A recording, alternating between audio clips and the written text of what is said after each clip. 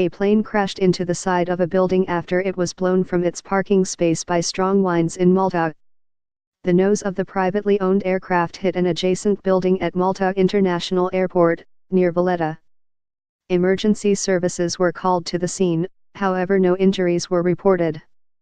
There was nobody on board the plane at the time of the crash. Maltese media say the plane belongs to Michael Ashcroft, a major donor to the UK's ruling Conservative Party. However, a spokesperson for Lord Ashcroft declined to confirm this to the BBC. The plane that crashed was a privately owned Dassault Falcon 7X business jet.